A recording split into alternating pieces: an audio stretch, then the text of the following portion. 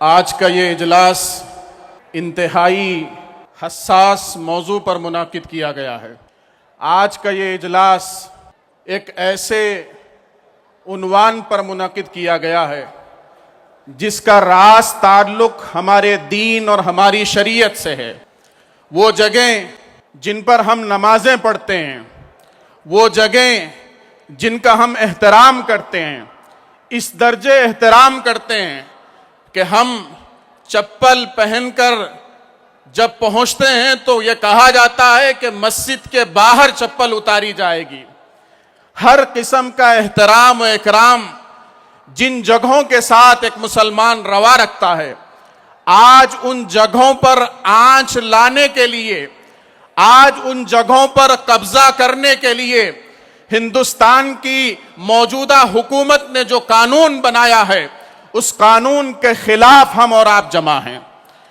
एक बाबरी मस्जिद के मसले पर हमने सालहा साल उसके खिलाफ एहतजाज किया, उसके खिलाफ लड़ते रहे।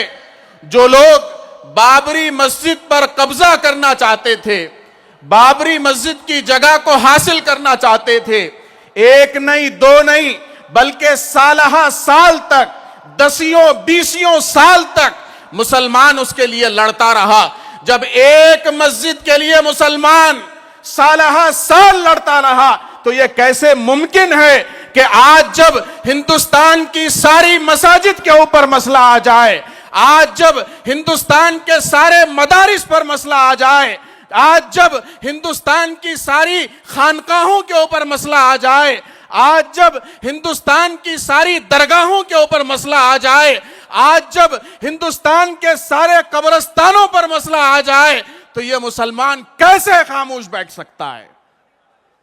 इन लोगों को अंदाजा नहीं है, मुसलमानों के जज्बात का अंदाजा नहीं है, मुसलमानों के सब्र का अंदाजा नहीं है।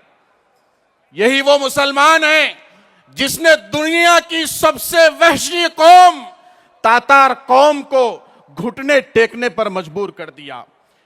यही वो कौम है जिस कौम ने एक ऐसी ताकत को, जिसके बारे में कहा जाता है कि उसके इख्तिदार के अंदर कभी सूरज गुरूब नहीं होता था, उस इख्तिदार रखने वाली ताकत को इस मुल्क के छोड़ने पर मजबूर कर दिया।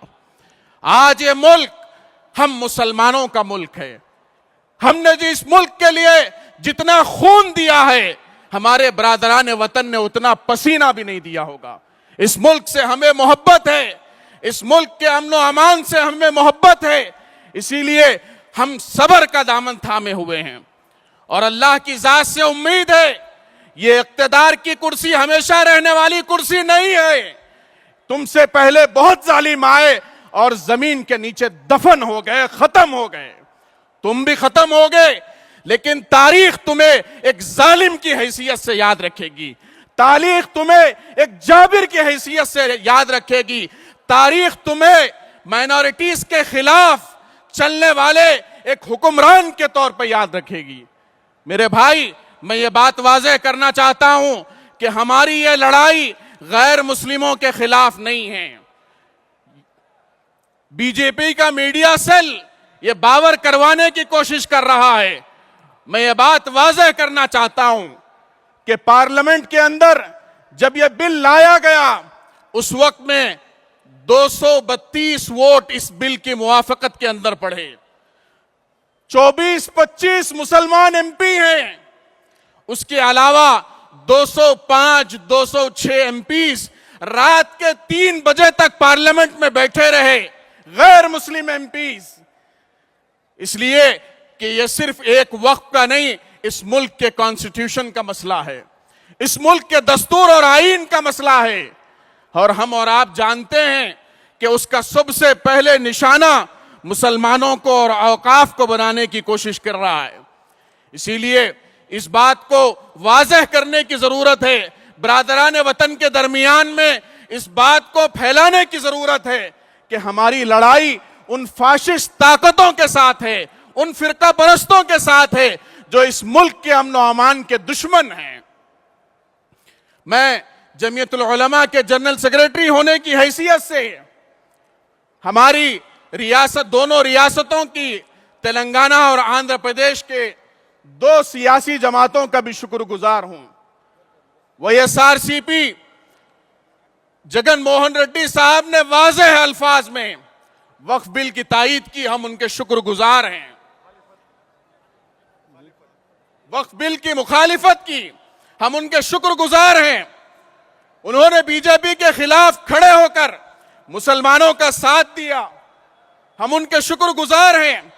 इसी तरीके से तेलंगाना की इलाकाई जमात बीआरएस पार्टी, जब यह मामला पार्लियामेंट में आया, हरीश राव साहब से मुलाकात की गई, बस 2-3 मिनट के अंदर उन्होंने फोन लगाना शुरू किया और अपने जमात के मुस्लिम कायदीन को उन्होंने फोन किया और शाम होने से पहले पहले तेलंगाना भवन के अंदर प्रेस कॉन्फ्रेंस करते हुए ये बात वाजे की कि हम इस मसले में, वक्फ के मसले में हम मुसलमानों का साथ देते हैं।